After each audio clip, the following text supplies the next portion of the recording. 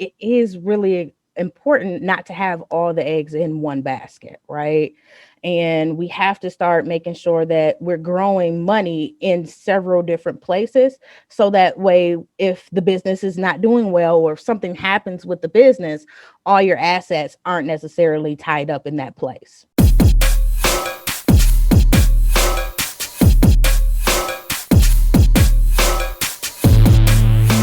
Hello, Profit First entrepreneurs. I am so excited today because we have a very special guest. Her name is Erica Wright, and Erica is from joining us from the Bell and Wright Financial Group that's brokered through Northwestern Mutual. Erica is really changing the way people think about how they spend and save and invest money. And she really has a passion to help you grow and protect and transfer your business, particularly working with the African American community. She believes that business impacts community and spreads values. Her team specializes in educating and assisting entrepreneurs to the four primary business cycles by ways of really proven financial planning processes. And what Erica does is she helps business owners embrace the idea of developing and maintaining a transfer business sooner rather than later. So please join me in welcoming Erica Wright to our platform. Hi, Erica. How are you doing today? Good. So happy to be here. Yeah, well, we're excited to have you because today we're going to talk about money, right? Money and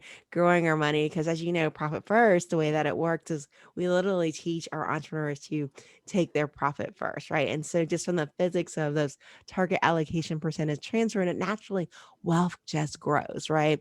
And then the worst thing that can happen is now that it's growing, for our money not to be working with us. So that's why we have you here today to talk about how do we grow our income and our wealth and literally create that portfolio so that we can one day be able to retire right from our businesses. So thank you for joining us today. Absolutely. You are certainly welcome. And I'm excited to jump in and answer whatever questions you may have. Thank you. I appreciate that. So let's first of all, let's start about you have a very unique mission here that you really want to help businesses grow, and you're particularly looking at businesses in the African American community. Tell me about just how your mission started and how you really got into this work. Yeah. So um, I had originally been working at Wells Fargo Asset Management, just on the helping with self-directed investors. And then once I had my first set of twins, I was like, you know what? I'm in this system and I'm training, my counterparts, these white men, to do this work, and found out that they're being paid more than me. And I didn't like it. And when I went on maternity leave, I decided that I was going to go out on my own and start my own business, helping families and businesses to develop. And so I started with Northwestern Mutual, and I began working with individuals who run businesses. And it's one of those things where they have so much stuff going on because they're trying to run the business and trying to do everything and be everything in the business. That one, I saw that the personal side of things were lacking for them, and they need help. But then two, there wasn't a much business planning that went into things. And so when we think about businesses overall, we want to make sure that we're building a transferable business from the start, right? We can be running a business, but at the end of the day, you're going to be out of it at some point, whether it's through retiring, whether it's through transferring to your children, whether it's through selling. You're going to want to transfer this big asset that you've been building for a long period of time. And we want that to be great. People don't really think about that concept, especially starting as they start. It's just kind of like, I just got to get it going, build it, and make something happen. I'll deal with that down the line. But it's so important to be thinking of, hey, how can I transfer this? How am I building something that someone else is going to want to buy someday? And that comes from having certain pieces in order. And I had the ability to start to educate businesses on that. Hey, how are you doing with your key man? Are you competitive in the markets to bring in new new clients, I mean, excuse me, not new clients, but new employees to help build your business? How are you thinking of transferring your business when the time comes? What do you want to happen? And the big thing, and this is similar with your investments, right?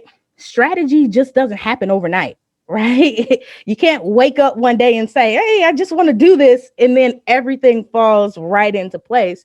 You got to think it out. And it's just great to start early on and have a process. And so I just got passionate about helping businesses develop all of that. I love that. And wealth compounds, right? The bigger the base, the more opportunities you have for growth, right? And so Absolutely. the earlier you start, the more you're going to accumulate with that.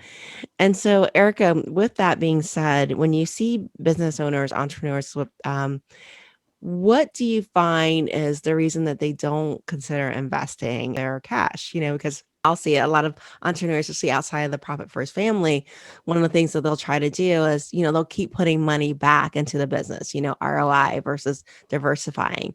So tell me what stops entrepreneurs from really spreading their wings and really divesting. Yeah, so that's exactly what I was going to say. They want to put it back into the business. And they just feel like, I know this business. I know, I can put it back in and turn a return. But yeah, to your point, it is really important not to have all the eggs in one basket, right? And we have to start making sure that we're growing money in several different places, so that way, if the business is not doing well or if something happens with the business, all your assets aren't necessarily tied up in that place. So, where do we start investing? How do we get started and really start creating those how do we start getting to the end, right?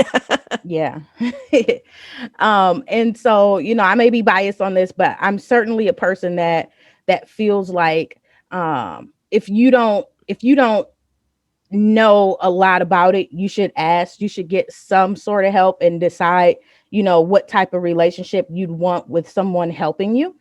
So that would be a good place to start, finding, some sort of advisor. And you can find advisors out there that will help you, that are not, charging you a big arm and a leg to get you started.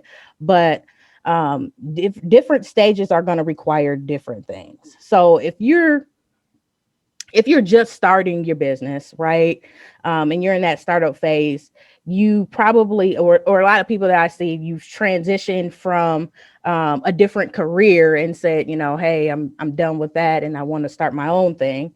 And you probably were contributing to a 401k of some sort, or I don't know, 403b, some sort of retirement plan there.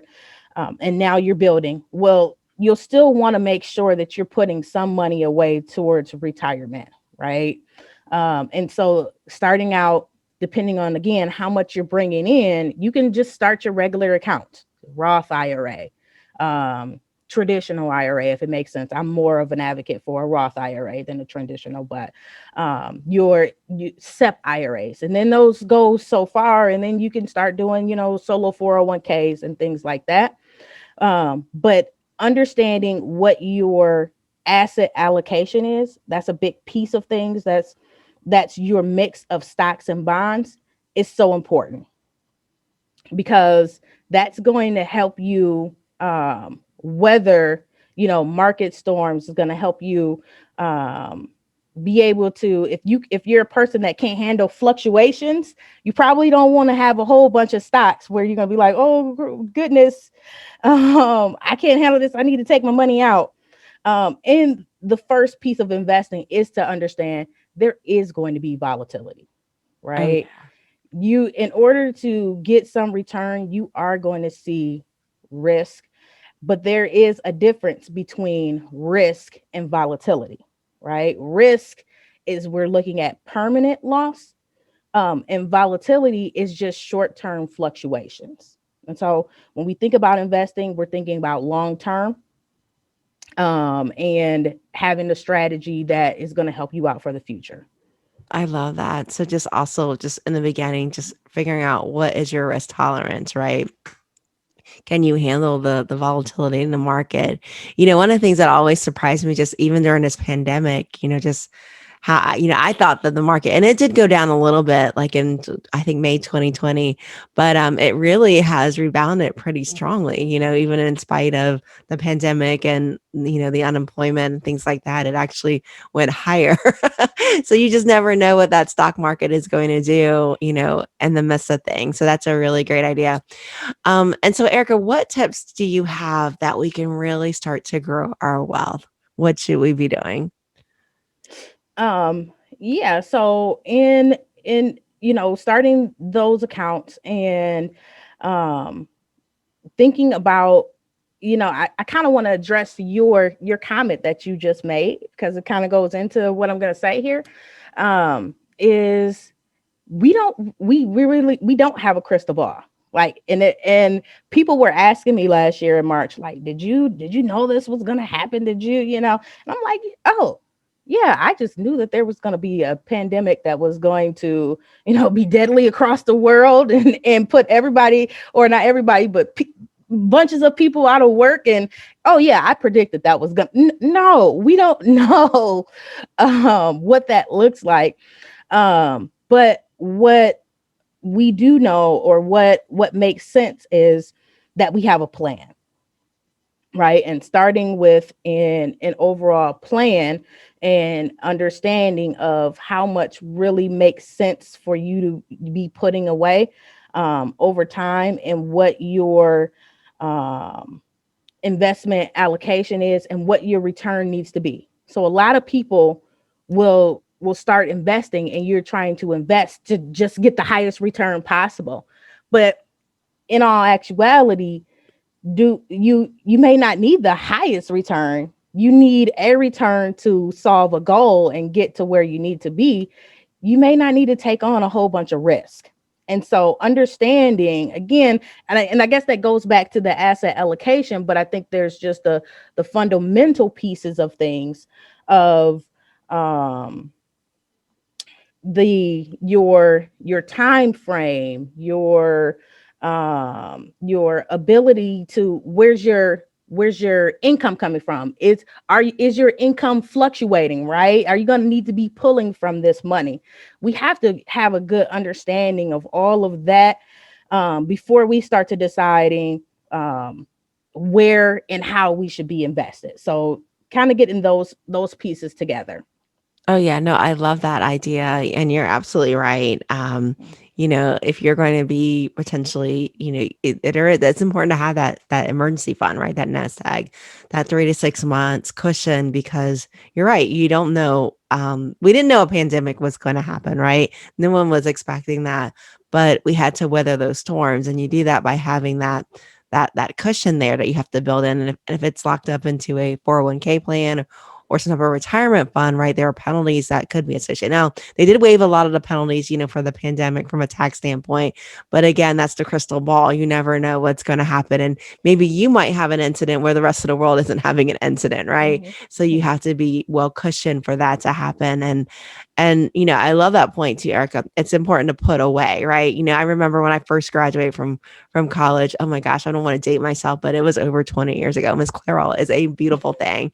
And I remember I did the math. I did this amortization. I was like, oh my gosh, if I put away $33 a week, $33 a week, skip a meal, eating out, I could be a millionaire by the time I'm like, like by the time I'm like, what was it, 40 or 50?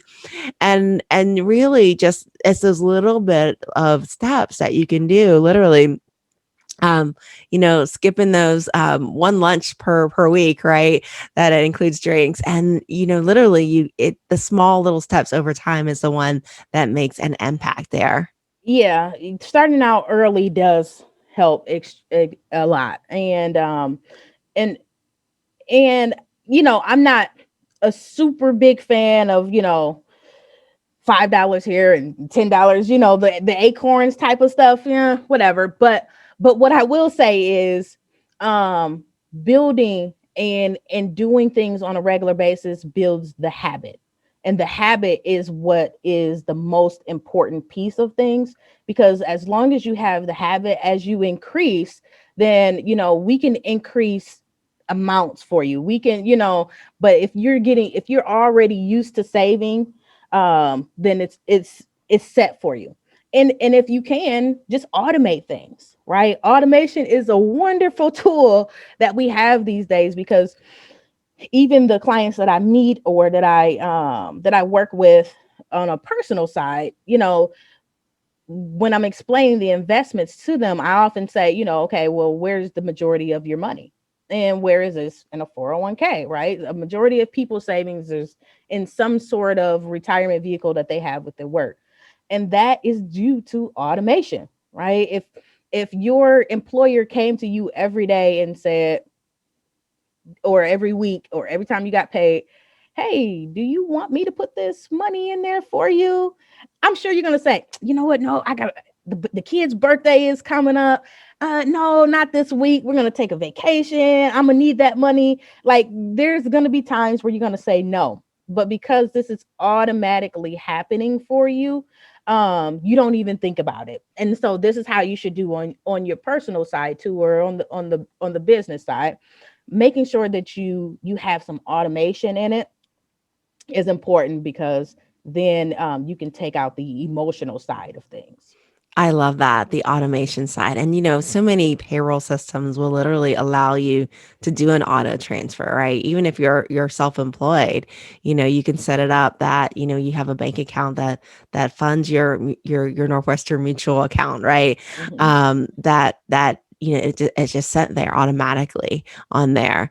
Another thing that I know my husband and I did when we first got married and we moved to Houston was, you know what, we were like, oh, probably like about to turn 30 at the time. We were pretty young at the time. And we were like, what? If we can live off of this amount of money for the rest of our life, we're good. So maybe what we should do is every time we get a raise or make more money, we'll just put that into our retirement account and savings account. And so every time, before I started my business, every time we got a raise, literally, if it was above, we were used to our set budget. We drove those Honda CRVs until they were like 10 plus years, when they were no Yeah, longer the pretty car in the parking lot, we still drove them, but we didn't have debt, right? I'm that way too. I will ride a car for a long time, and everybody keeps telling me I need to change. But hey, if it allows you to retire quicker, who cares, right? Yeah. And literally, putting that extra amount once you have your living budget, because, the more you make, literally, and that's the way Profit First is designed, right? It creates more cash. The more you make, the more most people are inclined to spend more, right? They upgrade their lifestyle. But literally, instead of doing that, put it away. And those small differences make a big difference over time. Yeah, you're right. You got a good point there. There's a couple things that I'll say about that. Yes, keeping your expenses low or the same is wonderful, and throwing that money away to retirement is great. Again, I think that's where having the plan comes in too, because a lot of you can see extremes there, where people do make a lot of money, but they're saving really good, they're putting it away. um, but saving too much is not a good thing either. I don't look at it as a good thing, because I think that there should be some balance there, right? We want to do the things that we want to do today, and we want to save for tomorrow. So just having a good understanding of, okay, what is the retirement that you want to live? How much is that going to cost you? And what do you need to put away for that? Knowing those numbers are important, because then you can say, okay, well, this time I would like to utilize this money for this right now, and I will be okay for the future, versus just assuming that you need to put everything all away at once. So, but definitely, the more that you're putting away and keeping those expenses low is important. The lifestyle creep is real for people. One moment you're living off of 5 grand, and then the next minute is 8 or 10. So yeah. Oh yeah, you got to be careful those luxury vehicles and the commitments you're making if you're going to finance those. Absolutely. That is awesome. That is really great. And so, Erica, one of the things I love to ask is what we're seeing from our conversation is really no one's retirement plan is going to look like another, right? And so it has to be really customized. And that's why it's important to work with someone like Erica to make sure that your life goals match with your investment strategy. Erica, how do we reach you, contact you to work with you?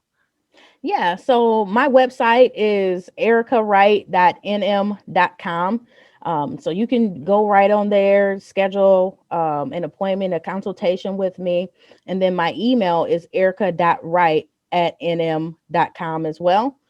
So you can email me, and my assistant will get you scheduled for a consultation. I'm on Facebook, Erica Wright Financial Advisor.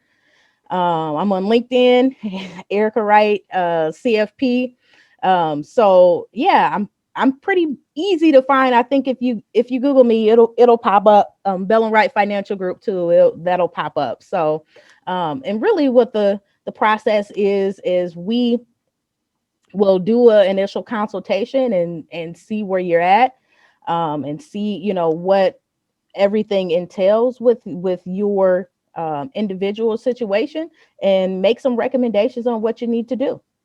I love it. That's great. So definitely reach out to Erica, contact her, find out, how to create a plan that works with your individual goals from that standpoint. And then Erica, as we close out today, one of the things I love to ask our guests is if you could leave one piece of advice, it can be personal, business related, that really can set these entrepreneurs onto a different direction or really help them achieve their goals. What would that piece of advice be? So I would say just make sure that you are not just taking knowledge and that you're executing.